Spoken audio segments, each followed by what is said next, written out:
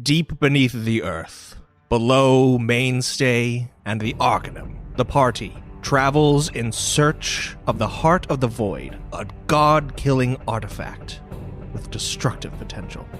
However, they were stalled in their journey by a turncoat, Dominique, who fired a near-lethal shot at Luna, putting her out of commission, just before fleeing the scene and the arrival of Caragas and his own adventuring party.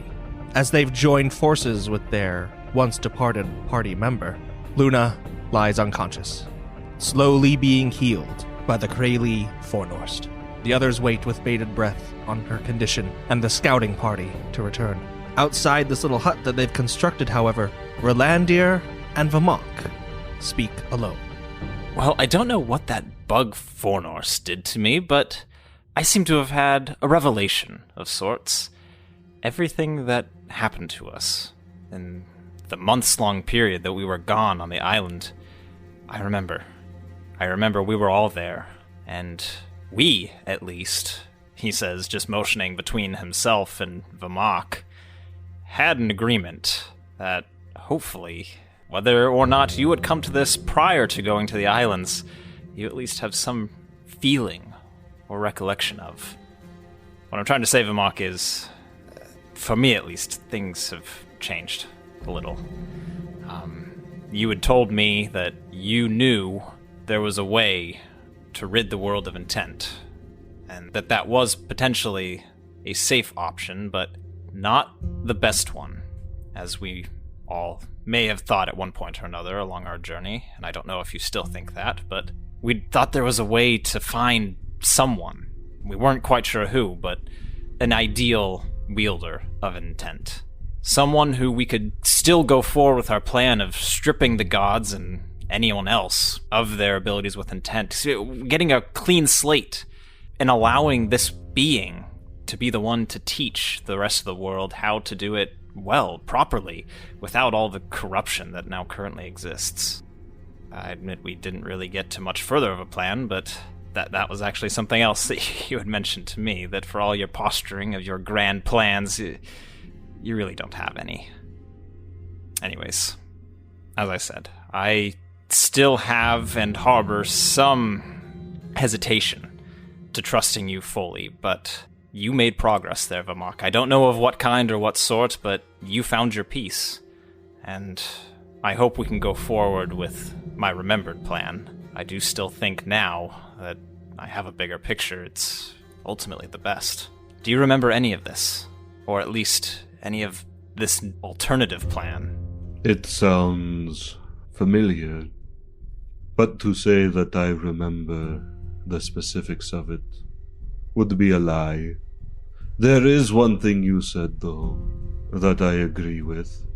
Well, in theory, the plan that you remember could work. But you said that you do not trust me fully. I would say the same. I do not trust myself fully either. Rolandia, do you know what it is like to be obsessed, to be driven after one thing for years and years? Probably not to the degree which you experience things. I've obviously felt drive and motivation. I think the Wardens instilled that more than anything else, but no, Vamok, from what I've seen you do and what you're willing to sacrifice to obtain your goals, I can't say I've ever felt that. Although it has started to grow within me since becoming Godborn. I do feel an urgency, an impulsive sense to do something to protect Egadon.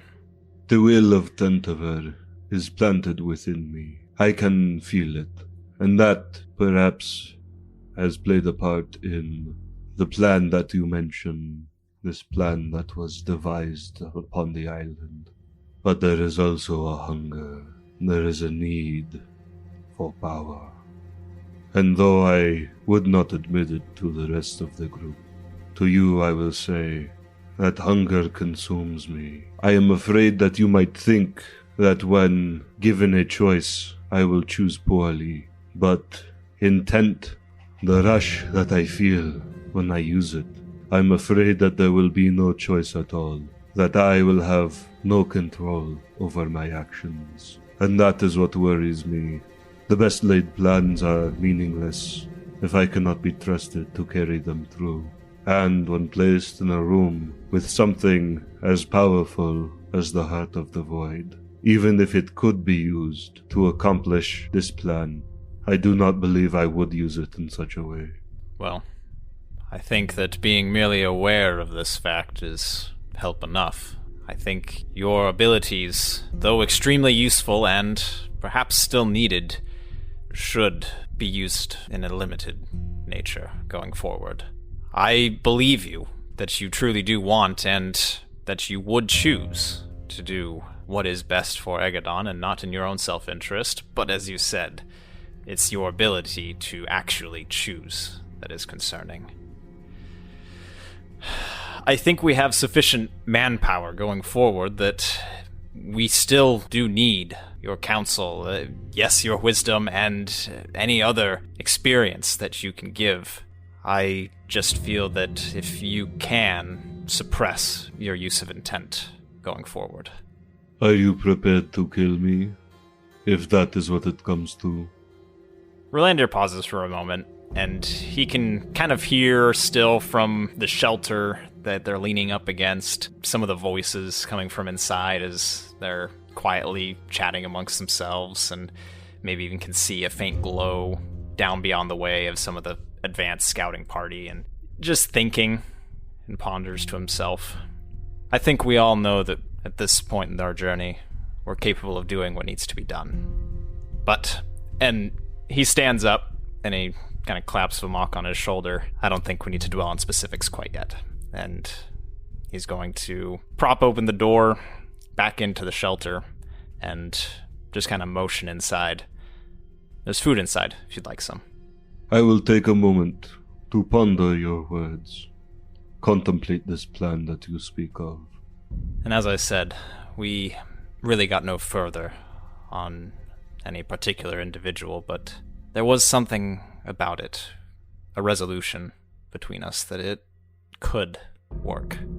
I don't know what to make of that, but we'll need to think carefully. And Rolandir gives him one kind of final nod and goes back into the shelter. Vamok will stay outside, but he'll stand up and he'll kind of start to pace around the perimeter of this shelter, just thinking, working things through in his mind, trying to see if he can, logically work out the same conclusions that he once did on the island. As you loiter outside, it's around this time that you notice the scouting party of Archibald and Erna and Brynjar return, walking toward you. As they approach, Vamok won't say anything. He'll just kind of look at them, give them a little nod, and then keep walking past, continuing his paces.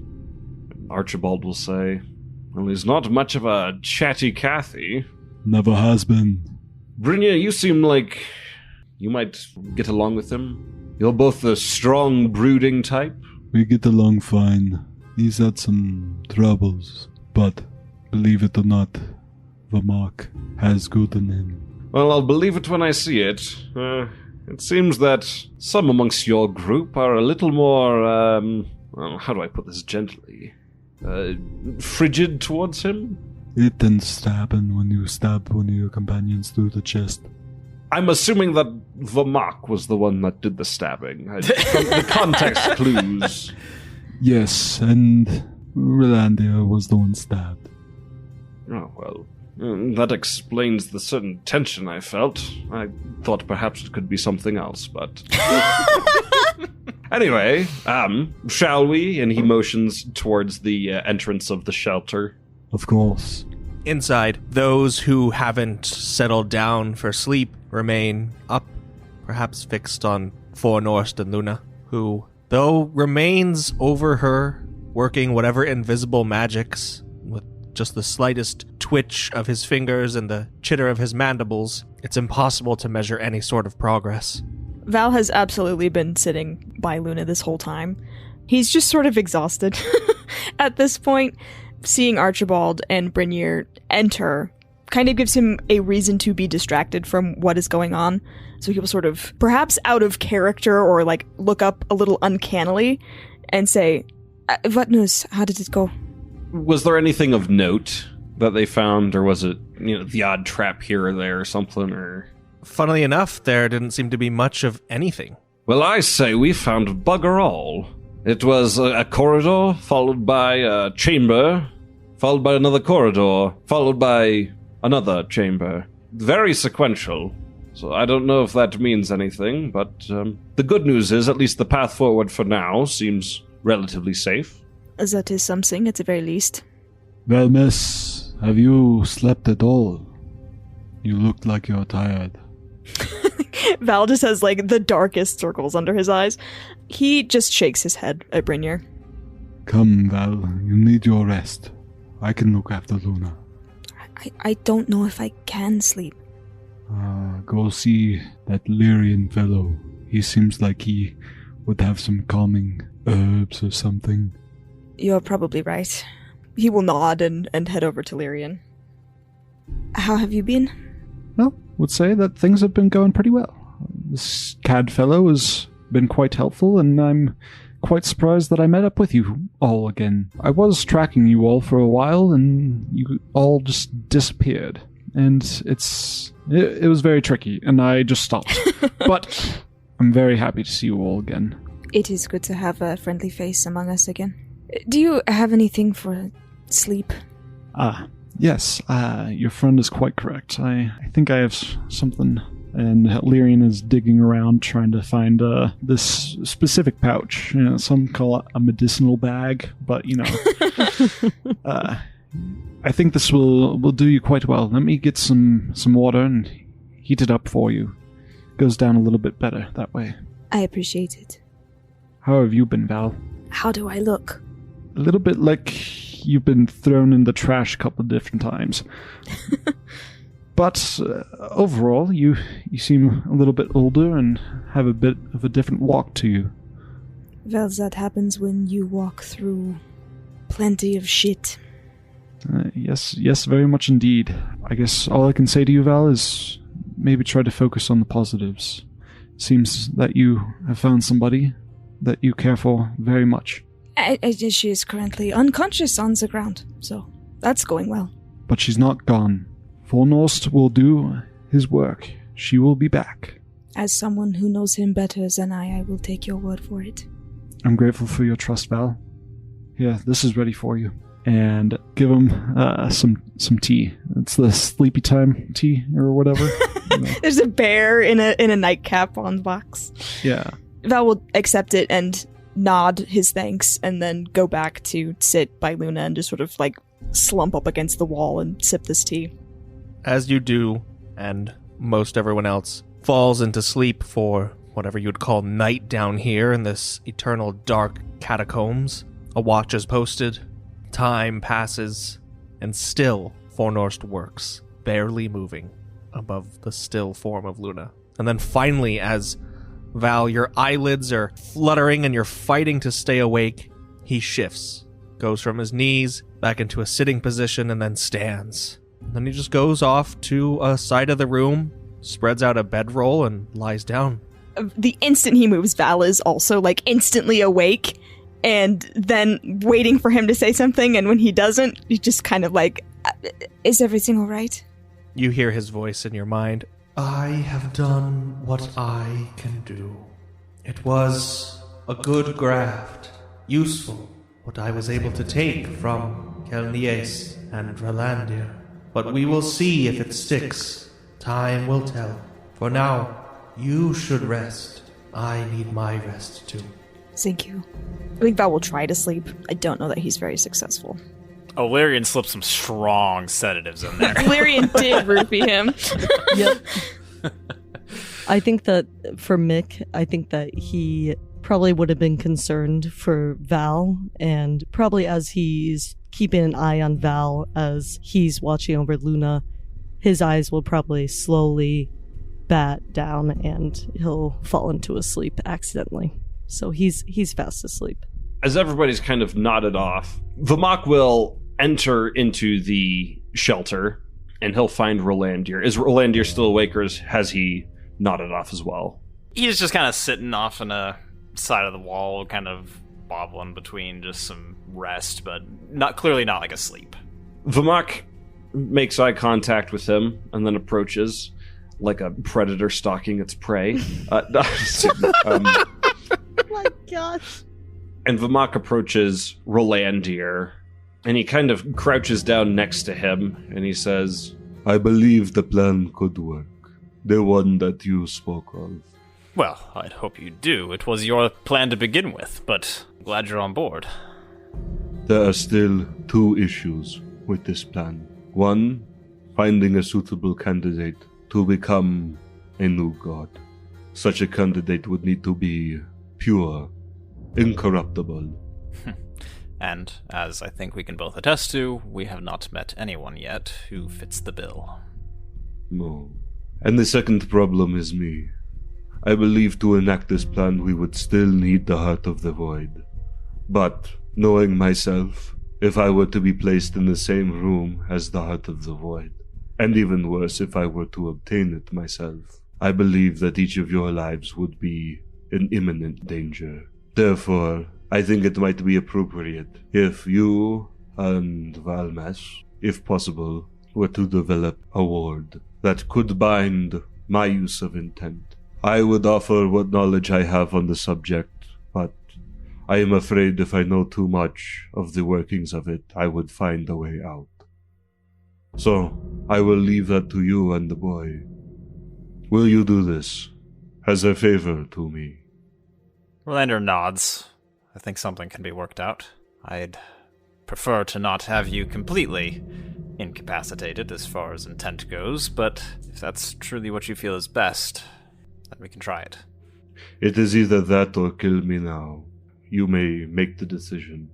Rolandir does kind of chuckle when Vamok says that. No, Vamok. We're not going to kill you right now. Let me and Val think on it. We'll come up with something, and then tomorrow, either before we head out or on our way, we will bind you, as it were. and as you say that, you notice Vamok was not laughing at all. And he just says, very well. And he gets up and he goes to a little corner of the shelter and he's gonna head to sleep. Is Lyrian still up after roofing Val? I've done my work. So I was thinking that Lyrian was actually nearby. He was in his meditative state. Oh, that's true. He doesn't need to sleep. I forgot. He doesn't. That. He doesn't really need to sleep, and so, but he's like still semi-conscious. So when Vamok started talking to Rolandir, he actually heard the entire conversation between you two. Okay. Rolandir actually notices this, and he sees him in this state, and he wanders over to him once Vamok has gone and kind of gotten settled in his area. And he just goes and sits down next to Lyrian as well. I suppose you heard all that. Possibly. Yes.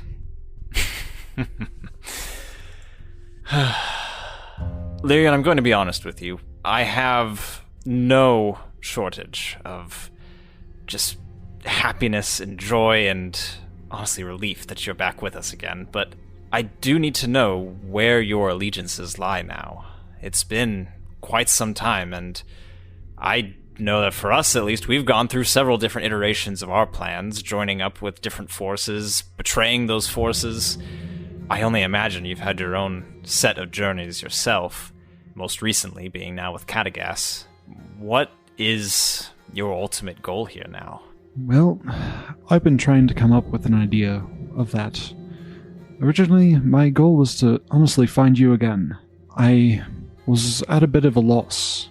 I know that you were tasked with killing the aspects, and I tried my best to follow, and was basically too late at every turn. I'm honestly surprised that I found you again. Katagas has been very instrumental in that, even if he may or may not have skewed the truth as to how you all left one another. I wouldn't say that I'm devoted to anybody, or any specific cause. I was just trying to find my friend. Rolandir grins genuinely at Lyrian. Yes, I suppose that always has been your intent behind being here. And to be honest with you, I don't know what exactly the future is going to hold for any of us, for this world. I do know, however, that it was your intent at one point to return back to the old world. And I guess that is still one of my goals. I would very much like to return. I have gained some knowledge in some aspects, and I think I need to make things right at home. But I would very much like to have you come with me. You are my friend, and I've seen what this world has done for you, but you seem to be getting better as we've been apart. I think I didn't grasp initially just how strongly my tie to this world would become after becoming Godborn. I've wished countless nights just to be able to return back home as well, what was once home. I think, regardless of what happens, and however this whole thing with the gods of this world plays out, I will do what I can to ensure that you are able to return back, but I don't think I can come along. I'm tied to this very existence now. To leave would feel more like leaving home than going back to it. The feelings and desires, memories, at this point have now all but faded.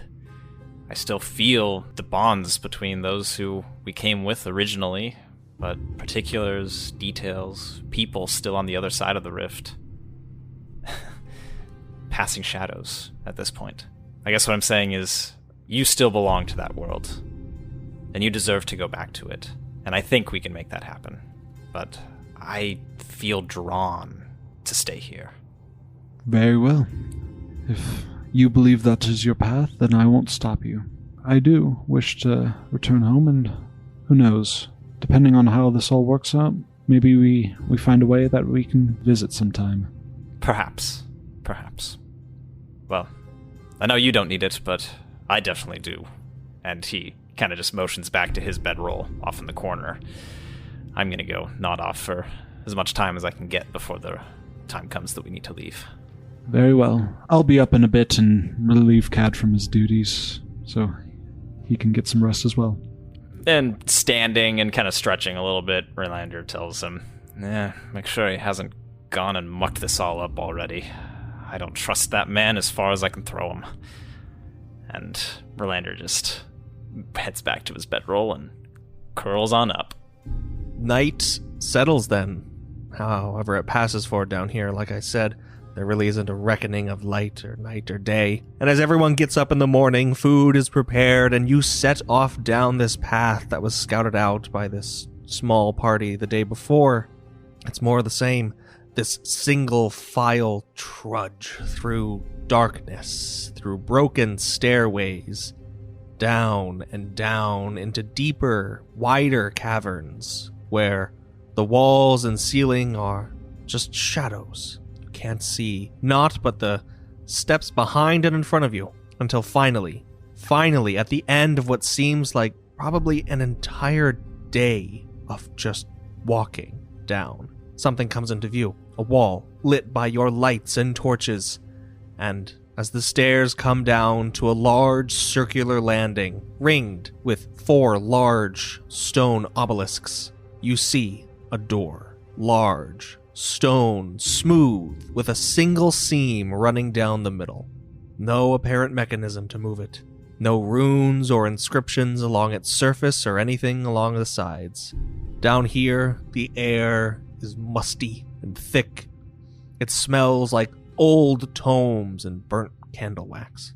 For now, you have a moment of respite, as Cad will take charge and head toward the door to examine it as he silently paces back and forth, trying to discern its mechanisms. Luna, still carried on this stretcher, is set down just at the base of the stairs at the entrance to this landing. She's still unconscious. Shallow breaths, no words, no movements. Watched closely by Fornorst. Rolandir, trusting Cad to at least take his sweet time doing whatever it is he's doing, he's gonna go up to Fornorst as he's standing by Luna. Do you have a moment? I do. Yes, what can I do for you? You're particularly skilled, as you've shown, with manipulation. Perhaps that's not the right word, but the workings of the mind and memories. I was wondering if there's a way, if not to remove it entirely, to at least hinder one's use of intent through that means. Take away the knowledge one ever had of tapping into the essence of the world, you mean? Perhaps. Simply something to limit one's abilities to use it. If to remove any knowledge that they had of it, sure.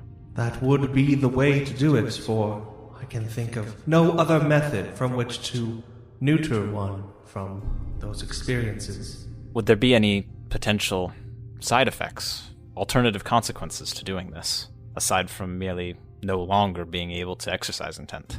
Essence creates life. It is the fundamental building block of everything upon Egadon. The consequences could be severe, or they could be nothing at all. It could go unnoticed. There are those that live in this world that have little connection to its essence. Rolandir has like a moment of instinctive eye rolling that he thinks to himself, man, I forgot how much I hate talking to these guys. And then he kind of shakes himself out of it. Rude. I like talking to them, Ryan. They're so abstract and vague. They're very vague. I'm assuming Val is close to Luna. Oh, absolutely. Yeah. Okay. He's sort of like settling her before eventually moving away. While standing here with Fornars, Rolandir kind of motions over to Val to have him come over and join for a bit. Okay. Val will do so. Val will, kiss the back of Luna's hand and settle her hands over her and then go over. Yeah? Val, there's something that we need to discuss, and I believe Fornost could help us if it's a path we choose to go. Vamok has expressed concern for himself, namely his ability to restrain his usage of intent the further we go and the closer we get to the heart of the void. This is obviously a concern that I share, as well as concern for the rest of our group, and he has quite explicitly asked me, and by proxy you as well, to either remove his ability to use intent, restrain it, bind it, somehow, or, in his rather dichotomous world, to kill him. Those are the only two options that exist for him going forward. Fornors can hear all this, right? Yeah, he's part of this little huddle. When you mention just outright killing him, Fornors does, instinctively jitter, and both of you hear him in your mind. That is quite extreme. He is a very extreme individual. And that passion extends into every desire that he has. And although he's bridled it somewhat well for now, he has a tendency to go to the extremes of power when they're presented before him. And he is very self-aware of this fact. And that's why I even toy with the idea of limiting his intent in the way, and now kind of more speaking to Val, of manipulating the fabric of his mind to make him forget or lose knowledge of intent. Well, I dare say if we're going to cut him off from intent, we don't have the means or the time to invent some sort of contraption to do so for us, so we will have to experiment on Vamok himself, unfortunately. Looking to Fornors, what would he lose, potentially, if we were to cut out his intent? Potentially everything. It depends exactly how tied he is to intent, his being and personality. I don't suppose being a godborn helps with that at all. In fact, that would make the process all the more difficult. I dare say his personality stands in the way almost as much. What if we put him back the way he used to be? Physically, I mean. As he's already tried once before? Yes, but that was before we had the use of this more difficult... I don't know, intent seems harder since we have lost this place in our memories. We might be more capable now, I mean. Perhaps you are. However, would that still leave his mind unaltered?